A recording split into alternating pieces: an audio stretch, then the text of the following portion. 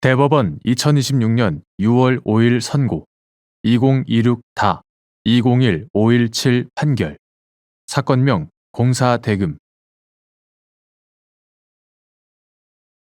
전기사업자가 지방자치단체장 등의 전기사업법 제72조의 2 제1항에 따른 요청을 받아들여 전선로의 지중이설 사업을 스스로의 권한과 책임하에 이행하면서 지방자치단체와 필요한 비용의 부담에 관한 약정을 체결한 경우 전기사업자가 지방자치단체로부터 지급받는 금원이 용역의 공급에 대한 대가로서 부가가치세 과세표준에 포함되는지 여부, 원칙적 소급.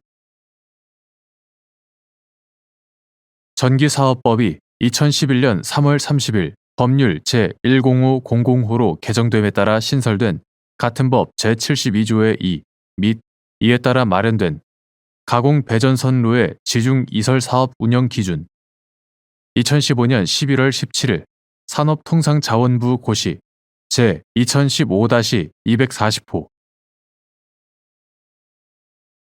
가공배전선로의 지중이설사업 운영 기준 제11조, 제12조, 제13조, 제15조 제1항의 규정들은 전기사업자가 시장, 군수, 구청장 또는 토지 소유자 이하 지방자치단체장 등이라 한다. 지방자치단체장 등의 요청에 따라 전선로의 지중이설 사업 이하 지중이설 사업이라 한다. 지중이설 사업을 시행하더라도 전기사업자가 스스로의 권한과 책임하에 지중이설 사업을 이행한다는 것을 기본 전제로 하면서도 비용에 관하여는 원인자 부담의 원칙에 따라 지방자치단체가 필요한 비용을 부담하되 전기사업자도 재량에 따라 지방자치단체와의 개별적인 협약으로 그 비용 중의 일부를 분담할 수 있도록 한 것이다. 전기사업자가 지방자치단체장 등의 전기사업법 제72조의 2, 제1항에 따른 요청을 받아들여 지중이설 사업을 스스로의 권한과 책임하에 이행하면서 같은 조 제2항 및 가공배전선로의 지중이설 사업 운영 기준에 근거하여 지방자치단체와 필요한 비용의 부담에 관한 약정을 체결하였을 뿐이라면 전기사업자가 지방자치단체로부터 지급받는 금원은 특별한 사정이 없는 한 지방자치단체에 제공하는 용역의 공급에 대한 대가라고 볼 수 없어 부가가치세 과세표준에 포함된다고 볼 수 없다.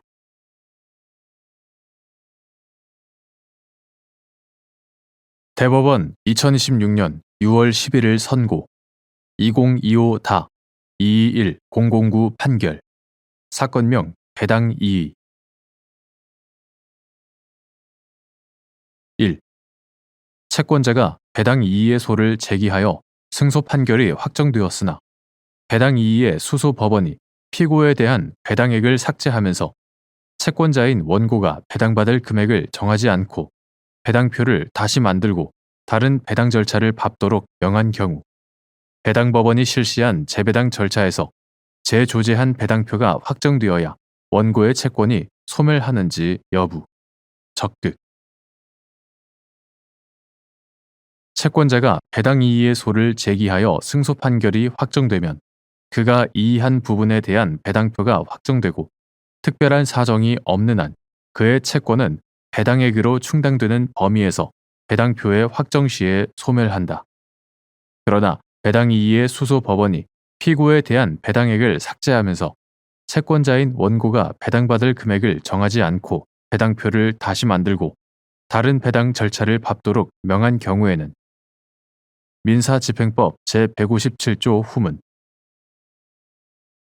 그 판결에 따라 배당 법원이 실시한 재배당 절차에서 재조제한 배당표가 확정되어야 원고의 채권이 소멸한다. 2. 여러 채권자가 동일한 채권자를 피고로 하여 제기한 여러 개의 배당 이의의 소의 판결이 선고된 결과 각 사건 원고들의 배당액에 증액할 금액의 합계액이 본래의 배당표상 피고에 대한 배당액을 초과하게 되어 서로 저촉되는 부분이 생긴 경우 집행법원이 배당표를 다시 만들어 재배당 절차를 실시하여야 하는지 여부, 적극. 및 이 경우 재조제한 배당표가 확정되어야 그 배당액에 상응하는 범위에서 채권자인 원고들의 채권이 소멸하는지 여부. 적극.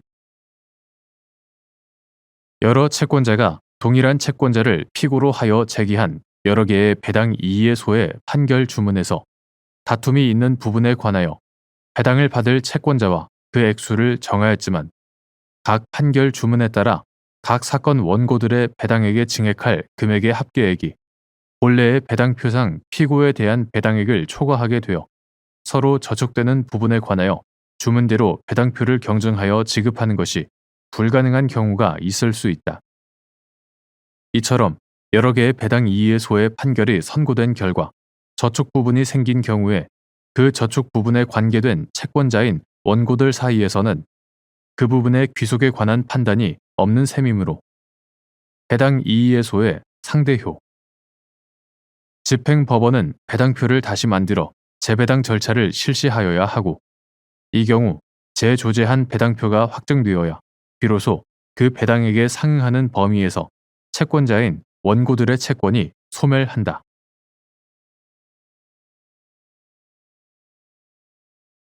대법원 2026년 6월 12일자 2025-7365 결정. 사건명 결정 조서 결정 경정. 파산이 선고된 자를 제3채무자로 표시한 채권 가압류 결정에 제3채무자의 표시를 파산 채무자에서 파산 관제인으로 경정하는 결정이 허용되는지 여부. 적극. 채권 집행에서 압류 및 전부 명령은 결정의 일종이므로 압류 및 전부 명령의 잘못된 계산이나 기재, 그 밖에 이와 비슷한 잘못이 있음이 분명한 때에는 법원은 직권으로 또는 당사자의 신청에 따라 경정 결정을 할 수 있고 민사소송법 제224조 제1항, 제211조 이미 사망한 자를 제3채무자로 표시한 압류 및 전부 명령에는 표시상에 명백한 오류가 있는 것에 불과하여 그 제3채무자의 표시를 사망자에서 상속인으로 경정하는 결정은 허용되고 그로써 위와 같은 오류는 시정될 수 있다. 이러한 법리는 이미 파산이 선고되어 피압류 채권에 관한 관리처분권을 상실한 파산 채무자가 제3채무자로 표시된 채권 가압류 결정이 이루어진 경우에도 마찬가지로 적용되므로 파산이 선고된 자를 제3채무자로 표시한 채권 가압류 결정에 제3채무자의 표시를 파산 채무자에서 파산 관제인으로 경정하는 결정도 허용되고 이로써 그 오류는 시정될 수 있다.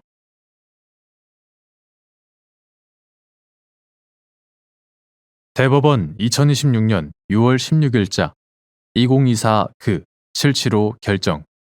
사건명 상속재산 파산 신청. 1. 상속인이 부국세기본법 제24조 제1항에 따라 상속으로 받은 재산의 한도에서만 피상속인의 국세 등 채무를 승계하는지 여부. 적극. 및 상속으로 받은 재산이 없는 경우 피상속인의 국세 등 채무를 승계하는지 여부. 소극. 이와 같은 법리는 구지방세 기본법 제42조 제1항 등에 따른 피상속인의 지방세 등 채무의 승계에 대하여도 마찬가지로 적용되는지 여부. 적극. 국세기본법 2015년 12월 15일 법률 제135525로 개정되기 전의 것 이하 같다. 국세기본법 제24조 제1항은 상속이 개시된 때에 그 상속인은 피상속인에게 부과되거나 그 피상속인이 납부할 국세, 가산금과 체납 처분비를 상속으로 받은 재산의 한도에서 납부할 의무를 진다고 정하고 있다. 이는 상속인이 피상속인의 국세 등 납부 의무를 상속 재산의 한도에서 승계한다는 뜻이다. 부국세기본법 제24조 제1항에 따른 상속으로 받은 재산은 상속받은 자산 총액에서 상속받은 부채 총액과 상속으로 인하여 부과되거나 납부할 상속세를 공제하여 계산하며 국세기본법 시행령 제11조 제1항 피상속인으로부터 승계되는 국세 등 채무는 부채 총액에 포함되지 않는다. 따라서 상속인은 국세기본법 제24조 제1항에 따라 상속으로 받은 재산의 한도에서만 피상속인의 국세 등 채무를 승계하고 만일 상속으로 받은 재산이 없으면 이를 승계하지 않는다. 이와 같은 법리는 부지방세기본법 2016년 12월 27일 법률 제14474호로 전부 개정되기 전의 것. 구지방세기본법 제42조 제1항 및 구지방세기본법 시행령 2017년 3월 27일 대통령령 제27958호로 전부 개정되기 전의 것. 부지방세기본법 시행령 제20조에 따른 피상속인의 지방세 등 채무의 승계에 대하여도 마찬가지로 적용된다. 2. 피상속인에 대한 국세징수법 또는 지방세징수법에 의하여 징수할 수 있는 청구권이 피상속인의 상속재산을 채무자로 하는 상속재산 파산 절차에서도 채무자 회생 및 파산에 관한 법률 제473조 제2호 본문에 따른 재단 채권이 되는지 여부, 원칙적 적극 및 이는 상속인이 부국세기본법 제24조 제1항 또는 부지방세기본법 제42조 제1항에 의하여 피상속인의 납세 의무를 승계하지 않는 경우에도 마찬가지인지 여부, 적극.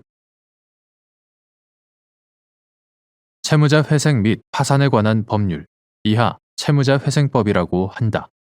채무자 회생법 제307조는 상속재산으로 상속채권자 및 유증을 받은 자에 대한 채무를 완제할 수 없는 때에는 법원은 신청에 의하여 결정으로 파산을 선고한다라고 하여 개인인 채무자에 대한 파산 절차와 별도로 상속재산 자체에 대한 파산 절차를 규정함으로써 상속재산 자체의 파산 능력을 인정하고 채무 초과 상태의 상속재산을 엄격한 절차에서 공평하게 청산할 수 있도록 하였다.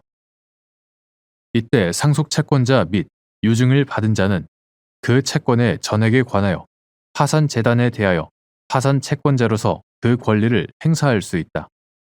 채무자회생법 제435조 이와 같이 상속재산으로 상속채권자 및 유증을 받은 자에 대한 채무를 완제할 수 없는 때를 채무 초과 상태로 보고 그때의 상속재산 자체를 채무자로 보아 피상속인의 상속재산을 상속인의 고유재산으로부터 분리하여 별도로 청산할 수 있도록 한 상속재산 파산 절차의 성질, 목적, 취지 등을 종합하면 특별한 사정이 없는 한 피상속인에 대한 국세징수법 또는 지방세징수법에 의하여 징수할 수 있는 청구권, 채무자회생법 제446조의 규정에 의한 후순위 파산채권을 제외한다. 징수할 수 있는 청구권은 피상속인의 상속재산을 채무자로 하는 상속재산 파산 절차에서도 채무자회생법 제473조 제2호 본문에 따른 재단 채권이 된다. 이는 상속인이 부국세기본법 2015년 12월 15일 법률 제13552호로 개정되기 전의 것. 구국세기본법 제24조 제1항 또는 구지방세기본법 2016년 12월 27일 법률 제14474호로 전부 개정되기 전의 것. 구지방세기본법 제42조 제1항에 의하여 피상속인의 납세 의무를 승계하지 않는다고 해서 달라지지 아니한다.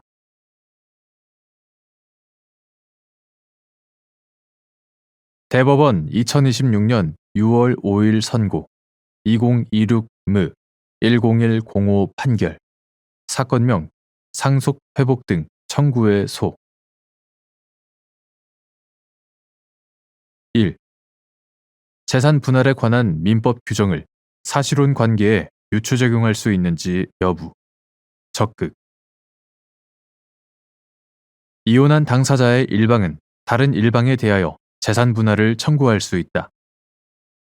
민법 제839조의 2, 제1항 제843조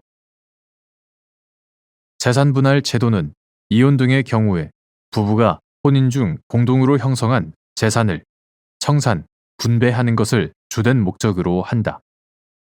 이는 민법이 혼인 중 부부의 어느 일방이 자기 명의로 취득한 재산은 그의 특유 재산으로 하는 부부 별산제를 취하고 있는 것을 보완하여 이혼을 할 때는 그 재산의 명의와 상관없이 재산의 형성 및 유지에 기여한 정도 등 실질에 따라 각자의 몫을 분할하여 귀속시키고자 하는 제도이다.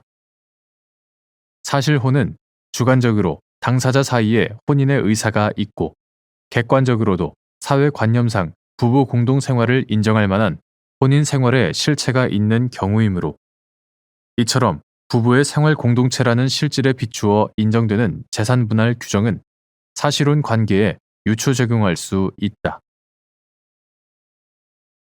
2.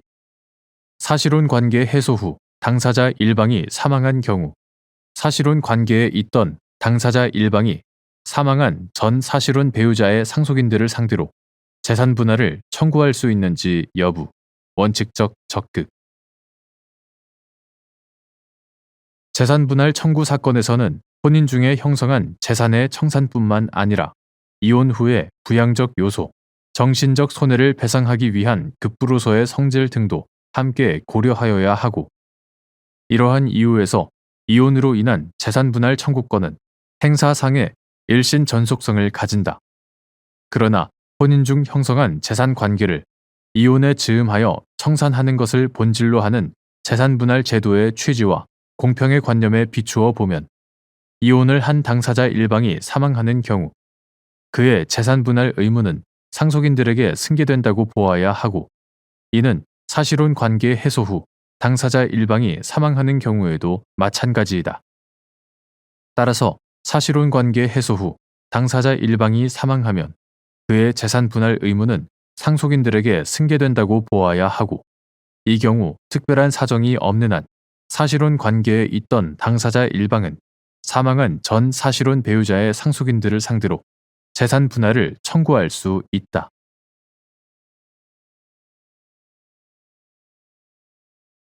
대법원 2026년 6월 12일자 2026무 533 결정 사건명 소송 비용액 확정 소송의 일방 당사자가 감정을 신청하고 감정료에 대하여 소송 구조를 받았음에도 상대방이 수 구조자의 감정 신청 사항과 같은 취지의 보완 감정을 추가로 신청하는 등으로 추가 감정료를 지출한 후 상대방 당사자가 본안 소송에서 승소하여 패소한 수 구조자에게 소송 비용을 부담시키는 재판이 확정된 경우 소송 비용액 확정 절차에서 위 추가 감정료를 부당한 비용 항목으로서 삭제할 수 있는지 여부, 적극. 소송의 일방 당사자가 감정을 신청하고 감정료에 대하여 소송 구조를 받았음에도 이하 소송 구조를 받은 당사자를 수구조자라 한다. 상대방이 수구조자의 감정 신청 사항과 같은 취지의 보완 감정을 추가로 신청하는 등으로 추가 감정료를 지출하게 된 것으로 볼 수 있는 경우 비록 상대방 당사자가 승소하여 패소한 수구조자에게 소송 비용을 부담시키는 재판이 확정되었다고 하더라도 소송 비용액 확정 절차에서 위 추가 감정료는 소송 구조의 취지에 반하는 부당한 비용 항목으로서 삭제할 수 있다고 보아야 한다. 이유는 다음과 같다. 첫째, 소송 비용액 확정 절차에서는 상환할 소송 비용의 액수를 정할 수 있을 뿐 소송 비용 부담에 관한 재판에서 확정한 상환 의무 자체의 존부나 범위를 심리, 판단하거나 변경할 수 없다. 그러나 소송 비용액 확정 절차에서 법원이 당사자가 신청한 총 금액을 한도로 부당한 비용 항목을 삭제, 감액하고 정당한 비용 항목을 추가하거나 당사자가 주장한 항목의 금액보다 액수를 증액하는 것은 가능하다. 둘째, 민사소송비용법 제1조, 민사소송법 제99조 규정을 종합하면 소송비용 부담의 재판이 확정된 이후 소송 비용액 확정 절차에서도 해당 소송상 필요한 비용만이 구체적인 소송 비용액으로 인정될 수 있다.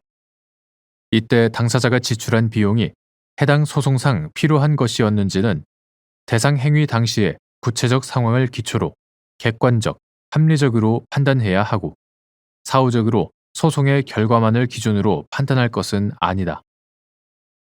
셋째, 본안 재판에서 수소법원 또는 재판장이 민사소송규칙 제101조 제4항, 제1항 및 제3항, 감정인 등 선정과 감정료 산정 기준 등에 관한 예규 제1 2008-1, 감정료 산정 기준 등에 관한 예규 제44조 제4항, 제27조 제1항에 따라 재량권을 행사하여 감정사항 및 감정료를 정한 이상 특별한 사정이 없는 한 그 감정료는 해당 소송상 필요한 것이었다고 볼 수 있다. 따라서 이 경우 감정신청인의 상대방에게 소송 비용의 부담을 명하는 재판이 확정되었다면 감정신청인은 소송 비용액 확정을 신청하여 상대방으로부터 감정료를 상환받을 수 있다. 이러한 법리는 행정소송법 제8조 제2항, 행정소송규칙 제4조에 의하여 민사소송법, 민사소송규칙의 규정이 준용되는 행정소송에서도 기본적으로 마찬가지이다. 넷째, 소송구조 제도는 소송 비용을 지출할 자금 능력이 부족한 사람에게 소송 절차에서 기회균 등을 보장함으로써 직접적으로는 재판을 받을 권리를, 간접적으로는 인간다운 생활을 할 권리 등을 보장하는 수단이다.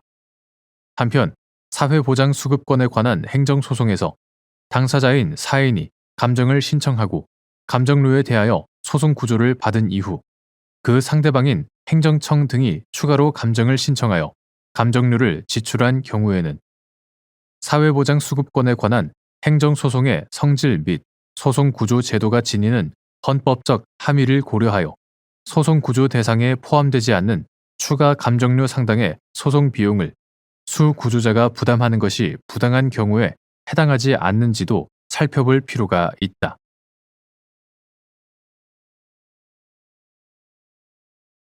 대법원 2026년 6월 5일 선고 2025-2-35546 판결 사건명 양도소득세 부과처분 취소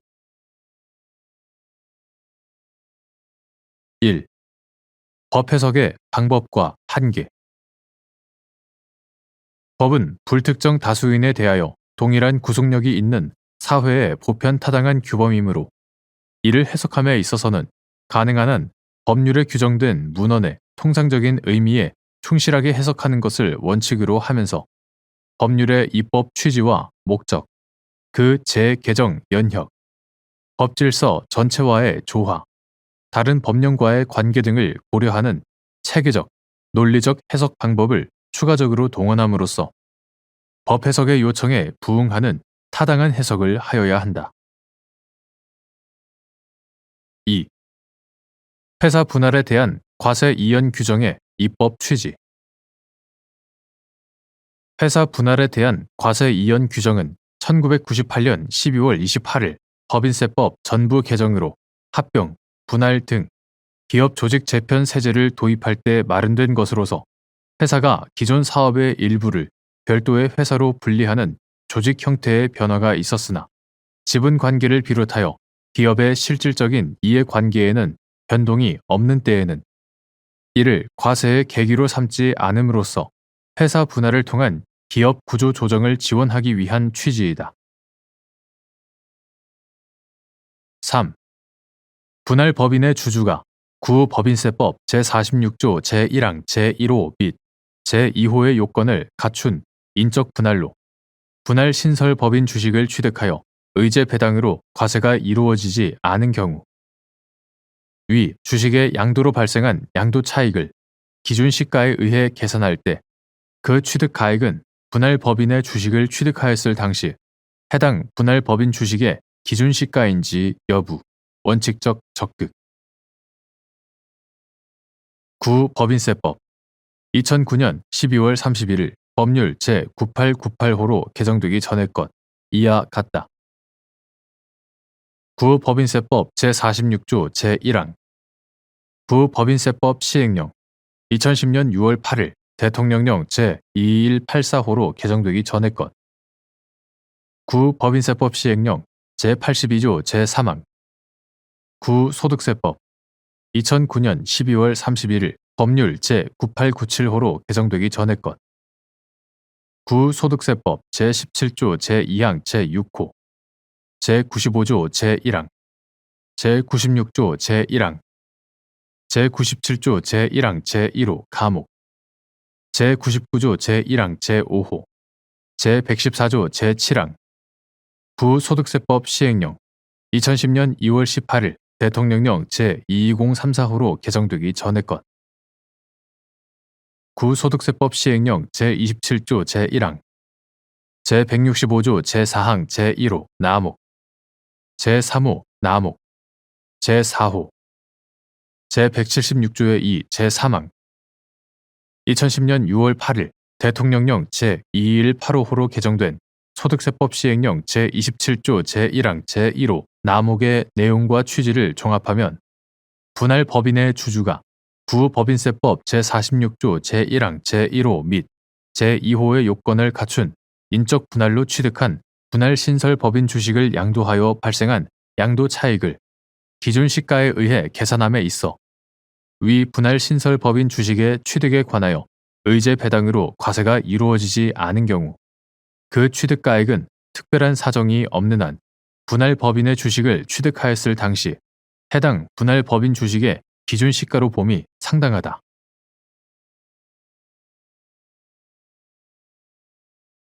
대법원 2016년 6월 5일 선고 2026-2-30078 판결 사건명 양도소득세 부과처분 취소 1. 조세법규의 해석 기준 및 특히 감면요건 규정 가운데 명백한 특혜 규정의 해석 방법 조세법률 주의의 원칙상 과세 요건이거나 비과세 요건 또는 조세 감면 요건을 막론하고 조세법규의 해석은 특별한 사정이 없는 한 법문대로 해석하여야 하고 합리적 이유 없이 확장 해석하거나 유추 해석하는 것은 허용되지 아니한다. 특히 감면 요건 규정 가운데에 명백히 특혜 규정이라고 볼 수 있는 것은 엄격하게 해석하는 것이 조세 공평의 원칙에도 부합한다. 2. 구소득세법 시행령 제155조 제1항 제2호 단서에서 말하는 그 임대차 기간이 끝나는 날의 의미 및 여기에 종전에 주택을 양도한 자가 신규 주택을 취득한 이후 기존 임차인과 임대차 기간을 연장하거나 이를 갱신하기로 하는 약정을 체결한 데 따른 임대차 기간의 종료일이 포함되는지 여부, 소극. 구소득세법 시행령 제155조 제1항 제2호 단서에 따라 전입요건의 충족 여부를 판단할 때 종전에 주택을 양도한 자가 신규 주택을 취득하면서 주택임대차보호법 제3조 제4항에 따라 기존 임대인의 지위를 승계하였는지가 영향을 미치는지 여부, 소극. 구소득세법 2021년 12월 8일 법률 제18578호로 개정되기 전의 것. 구소득세법 제89조 제1항 제3호 구소득세법 시행령 2021년 1월 5일 대통령령 제31380호로 개정되기 전의 것. 이와 같다.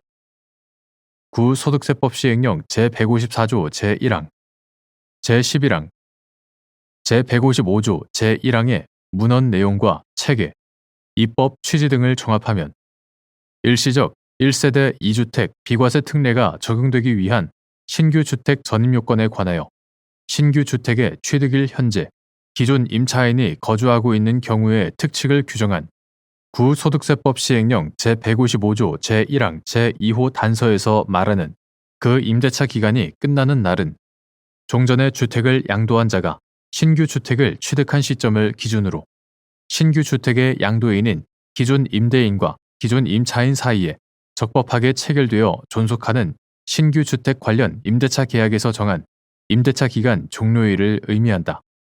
따라서 종전에 주택을 양도한 자가 신규 주택을 취득한 이후에 기존 임차인과 임대차 기간을 연장하거나 이를 갱신하기로 하는 약정을 체결한 데 따른 임대차 기간의 종료일은 여기에 포함되지 않는다고 보아야 한다.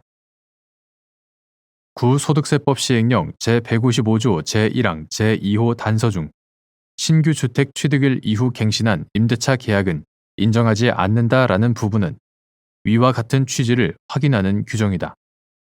한편 종전에 주택을 양도한 자가 신규 주택을 취득하면서 주택임대차보호법 제3조 제4항에 따라 신규 주택에 관한 기존 임대인의 지위를 승계하였는지는 구소득세법 시행령 제155조 제1항 제2호 단서의 법문원에 따라 그 전입 요건의 충족 여부를 판단하는 데 영향을 미치지 않는다.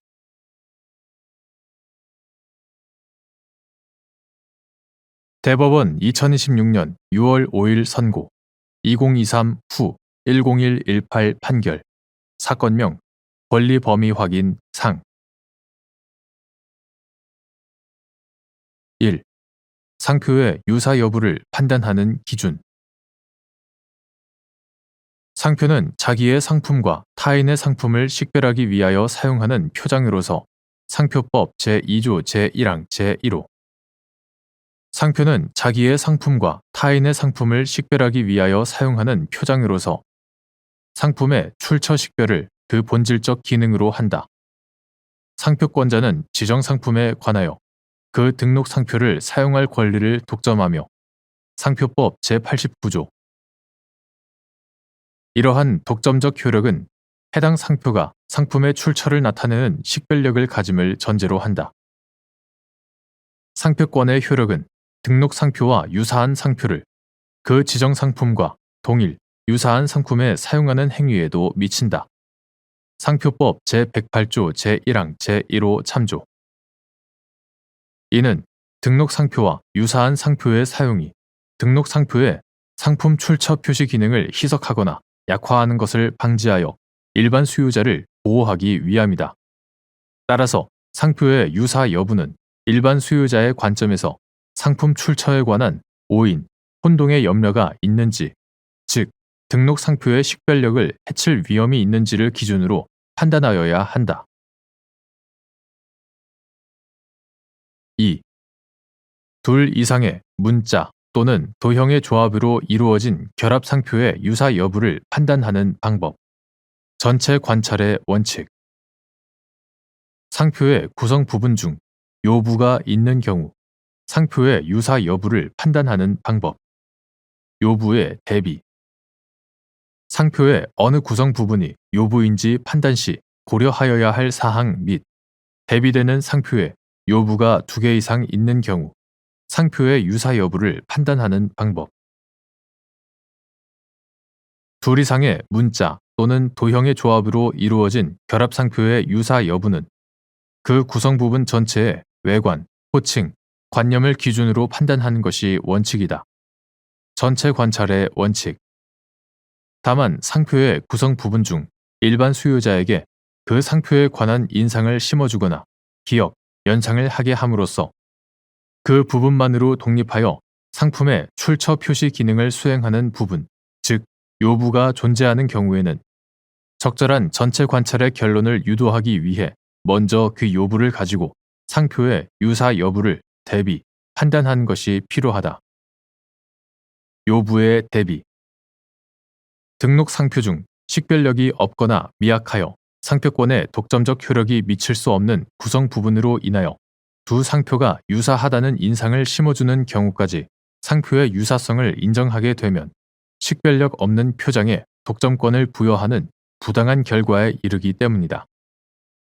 상표의 어느 구성 부분이 요부인지는 그 부분이 주지, 저명하거나 일반 수요자에게 강한 인상을 주는 부분인지 전체 상표에서 높은 비중을 차지하는 부분인지 등의 요소를 따져보되 여기에 다른 구성 부분과 비교한 상대적인 식별력 수준이나 그와의 결합 상태와 정도, 지정 상품과의 관계, 거래 실정 등까지 종합적으로 고려하여야 한다.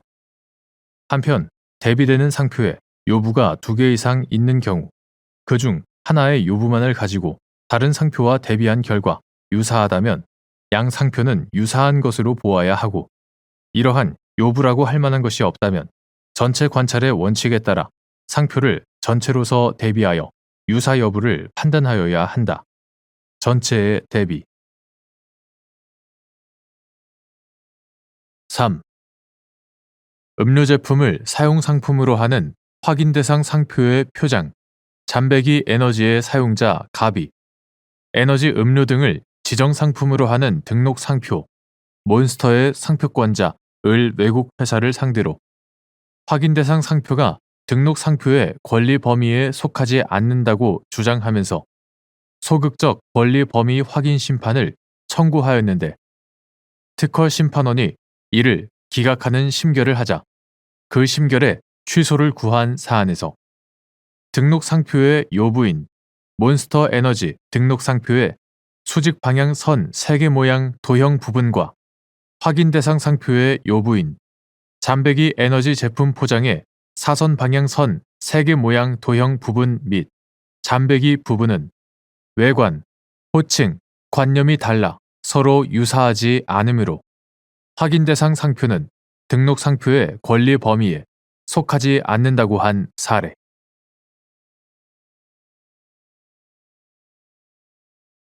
대법원 2026년 6월 5일 선고 2024 도 17987 판결. 사건명 노동조합 및 노동관계 조정법 위반. 노동조합 및 노동관계 조정법 제89조 제2호 위반죄의 성립 요건 및 근로계약 또는 노무 제공 계약의 기간이 만료될 무렵에 한 사용자의 계약 갱신 거절이 부당노동 행위에 해당한다는 이유로 노동위원회가 원직 복직을 명하는 구제 명령을 한 경우 당초에 계약 기간이 만료되었더라도 노동조합 및 노동관계 조정법 제89조 제2호 위반죄가 성립할 수 있는지 여부, 적극. 노동조합 및 노동관계 조정법 이하 노동조합법이라 한다. 노동조합법 제89조 제2호 위반죄 이하 구제명령 위반죄라 한다. 구제명령 위반죄는 구제명령을 이행하는 것이 가능함을 전제로 사용자가 확정된 구제명령을 위반한 때에 성립한다. 구제명령은 처벌의 전제가 되므로 상대방인 사용자가 인식할 수 있을 정도로 그 내용이 명확하여야 한다.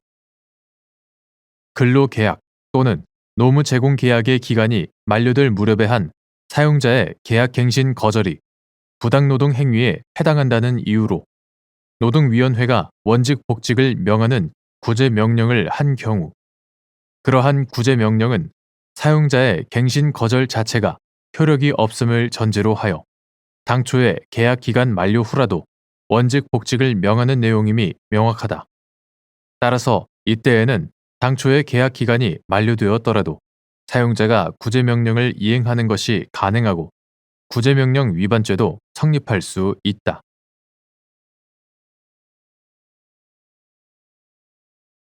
대법원 2026년 6월 5일 선고 2026 도 2358 판결. 사건명 개인정보보호법 위반. 1. 불고 분리 원칙과 법원의 심판 범위.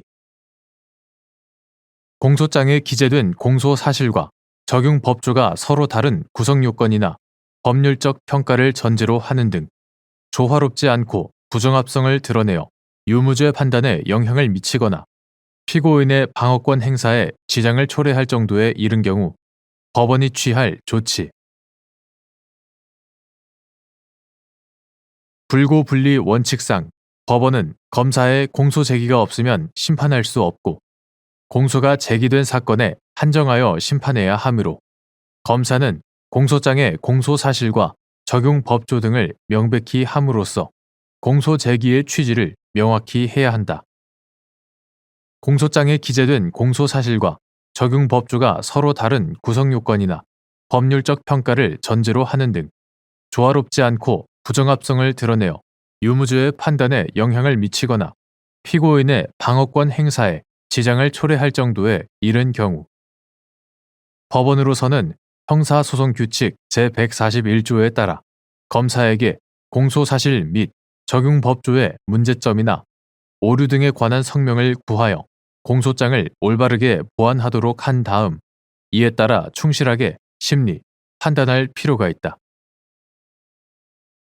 2.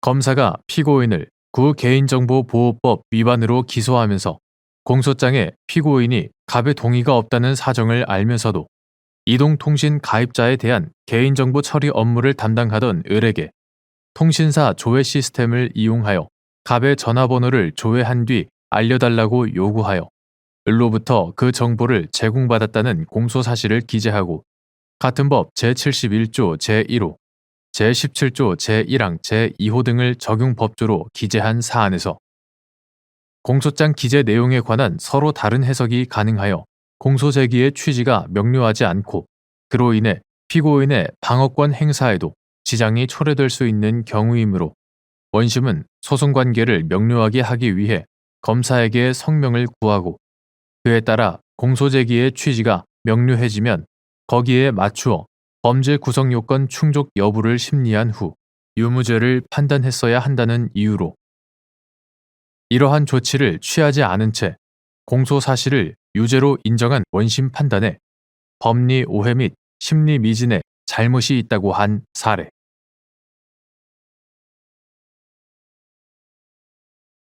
대법원 2026년 6월 18일 선고 2025도 11170 전원 합의체 판결 사건명 범인 도피 방조 등 1.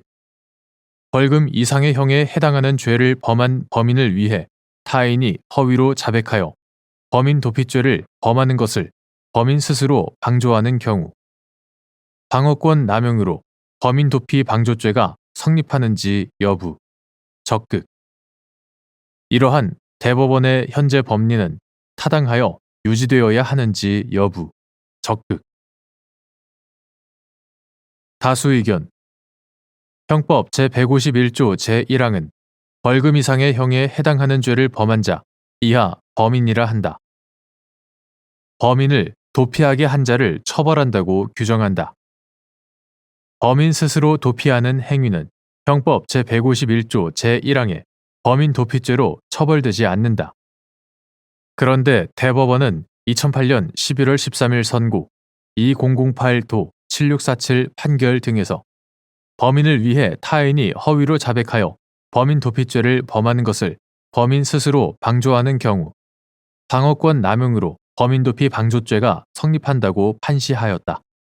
이러한 현재의 판례 법리는 타당함으로 유지되어야 한다. 그 이유는 다음과 같다. 가.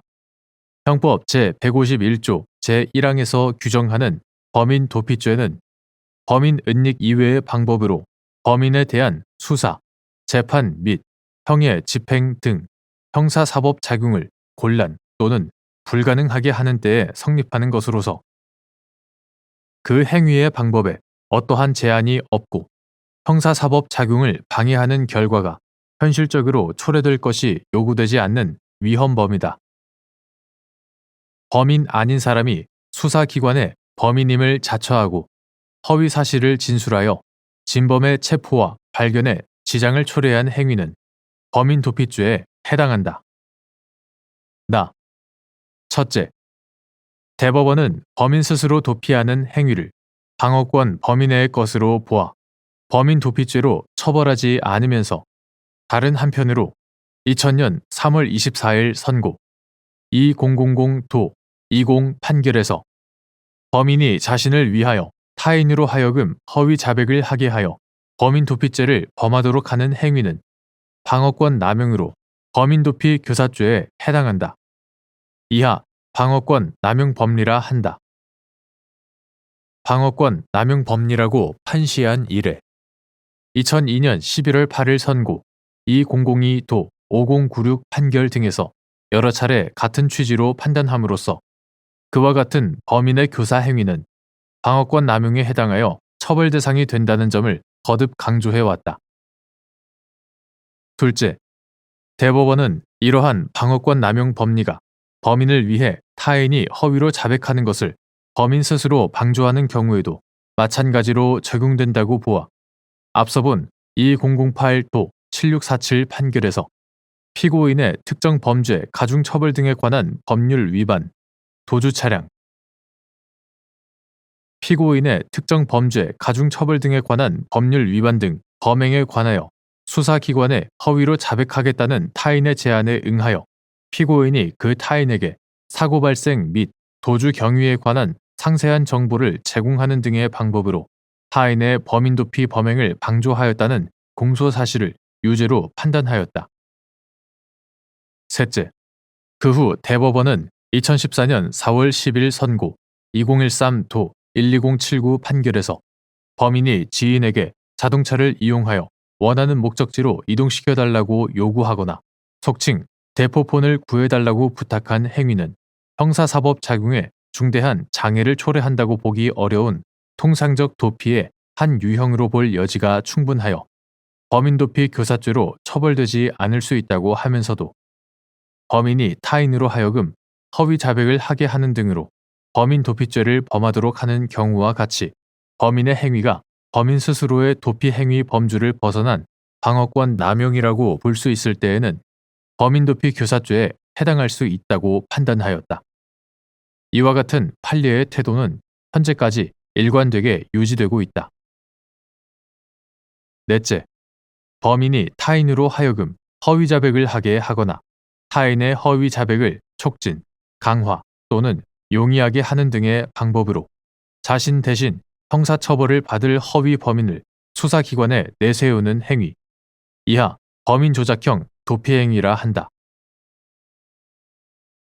범인 조작형 도피 행위는 허위 범인으로 말미암아 진범의 존재가 감추어지고 허위 범인에게 수사력이 집중되는 등 수사 방향 자체가 왜곡됨으로써 진범에 대한 수사, 재판 및 형의 집행 등이 곤란하거나 불가능할 수 있다는 점에서 형사사법 작용에 중대한 장애를 초래할 위험이 크다. 이에 비하여 범인이 통상적인 도피 행위 범주 내에서 도피에 필요한 물자, 자금, 장소 등을 타인으로부터 제공받아 스스로 도피하는 행위는 그로 인해 범인에 대한 수사 등이 지연되기는 하지만 수사 방향 자체가 크게 왜곡되지는 않아 형사사법 작용에 중대한 장애를 초래할 위험이 상대적으로 작다. 이와 같이 범인 조작형 도피 행위는 기본적인 도피 형태와 구조, 수사기관을 기망하거나 수사와 재판에 혼선을 초래하는 방식, 형사사법 작용에 영향을 미칠 수 있는 위험성의 정도 등이 통상적인 도피 행위와 확연히 다르다. 범인의 이러한 행위는 누구에게나 자연스러운 인간 본성의 발현이라고 보기 어려울 뿐만 아니라 이를 법적으로 용인하면 우리 사회의 안전과 질서를 유지하기 위한 형사사법 작용에 부정적 영향을 미칠 위험성이 매우 크고 일반 국민의 법 감정에도 어긋나 법 질서에 대한 신뢰가 훼손될 수 있다. 이러한 이유로 대법원은 범인의 범인 조작형 도피 행위를 자기 방어권 한계 일탈의 대표적 유형으로 평가하여 범인 도피 교사, 방조죄로 처벌해 온 것이다.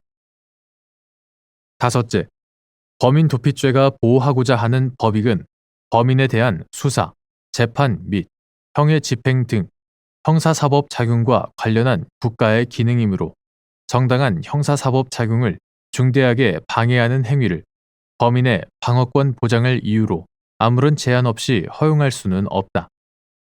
그동안 대법원이 범인 도피죄와 관련하여 선언해온 방어권 남용 법리는 법이 허용하는 범인의 자기 방어권의 한계에 대한 고민을 거듭한 결과물이다. 범인이 자신의 도피를 위해 타인의 범인 도피 범행에 가담하는 행위는 범인 조작형 도피 행위 외에도 다양한 형태로 나타날 수 있다. 어느 경우이든 범인의 교사, 방조 행위가 스스로의 통상적인 도피 행위 범주를 벗어나 형사사법 작용에 중대한 장애를 초래할 위험이 있는 때에는 방어권 남용에 해당하여 범인 도피 교사, 방조죄로 처벌할 수 있고 그것이 방어권 남용 법리의 본질이다. 다. 첫째, 범인 자신이 진범이라는 사실을 감추기 위해 타인을 허위 범인으로 내세우는 행위는 그 가담 형태가 교사와 방조 중 어느 것에 해당하더라도 진범의 체포와 발견을 방해하여 형사사법 작용에 중대한 장애를 초래할 위험이 있다는 점에서 방어권 남용으로 평가될 여지가 있는 동일한 범주에 속한다. 범인 조작형 도피 행위에 가담한 범인을 범인 도피죄의 공범으로 처벌할 것인지는 범인을 도피하게 하는 것이라고 지목된 행위의 양태와 내용, 범인과 그 타인, 범인 도피죄의 정범, 범인과 그 타인과의 관계, 행위 당시의 구체적 상황, 형사사법 작용에 영향을 미칠 위험성의 정도 등을 전체적, 종합적으로 살펴보아 범인의 행위가 방어권 남용에 해당하는지에 관한 법적 평가에 따라 결정되어야 하고, 범인의 가담 형태가 교사인지 방조인지에 따라 처벌 여부를 달리할 것은 아니다. 둘째, 범인이 타인으로 하여금 허위 자백을 하게 하거나 타인의 허위 자백을 촉진, 강화 또는 용이하게 하는 행위는 범인과 타인 사이에 긴밀한 유대 관계나 이해 관계를 바탕으로 동적, 발전적인 의사 형성 과정을 거쳐 이루어지는 경우가 많고, 명시적으로 이루어지는 경우도 있지만 상대방과의 암묵적 교감을 통해 자연스럽게 이루어지는 경우도 있다.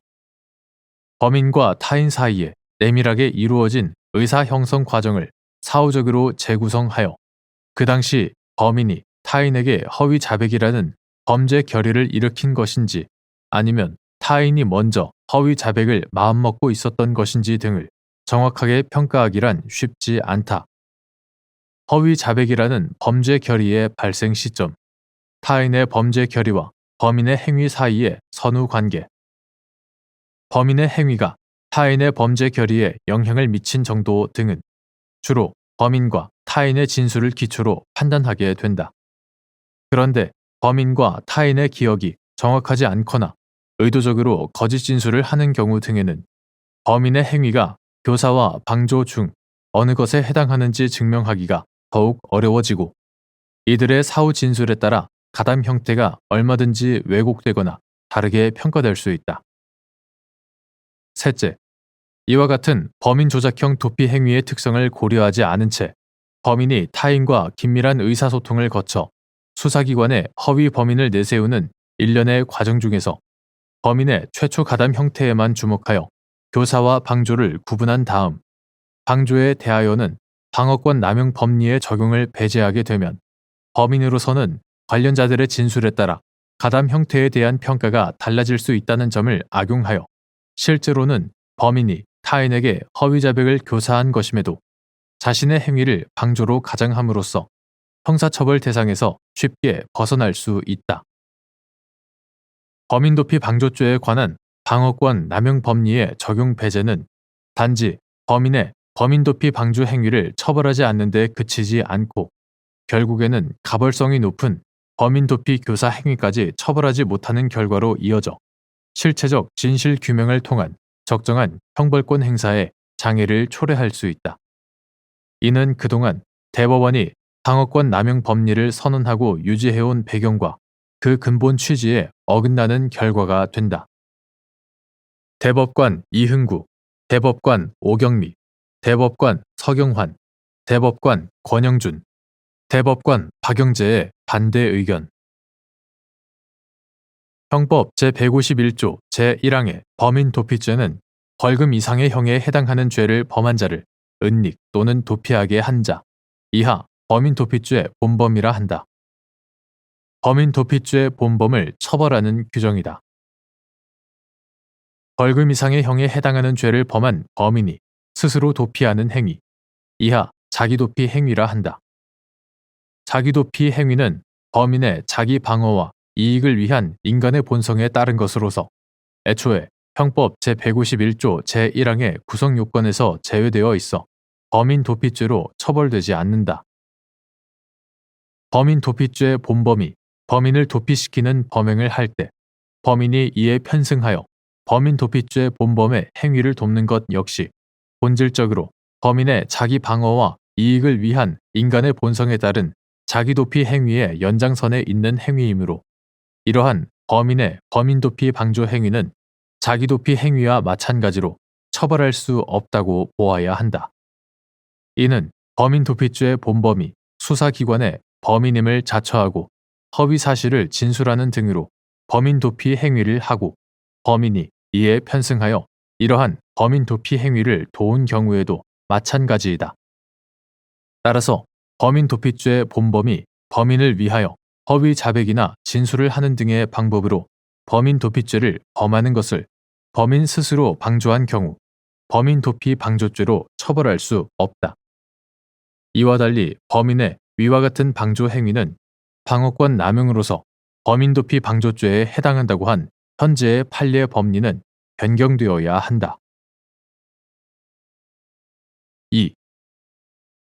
피고인이 자신의 차량 조수석에 친구 갑을 태우고 음주운전을 하다가 교통사고를 일으켰는데 동승한 갑이 피고인에게 내가 운전한 것으로 해주겠다라고 말하자 피고인은 이에 동의하고 차량 뒷좌석으로 이동한 후 갑이 조수석에서 운전석으로 옮겨 탈 수 있게 하여 마치 갑이 운전한 것과 같은 외관을 만든 다음 피고인이 보험회사에 전화하여 갑이 운전하였다라고 말하고 갑은 신고를 받고 출동한 경찰관에게 내가 운전했다라고 말하며 음주 측정에 응함으로써 피고인이 갑의 범인도피 행위를 방조하였다는 내용으로 기소된 사안에서 피고인은 위와 같은 행위를 통하여 갑이 피고인을 위해 경찰관에게 그 자신이 운전자라고 허위로 진술하는 것을 용이하게 하였고 그로 인해 벌금 이상의 형에 해당하는 도로교통법 위반, 음주운전, 도로교통법 위반죄를 범한 진범의 발견을 방해하여 형사사법 작용에 중대한 장애를 초래할 위험이 발생하였으므로 피고인의 방조 행위는 방어권 남용으로서 범인도피 방조죄에 해당한다고 한 사례.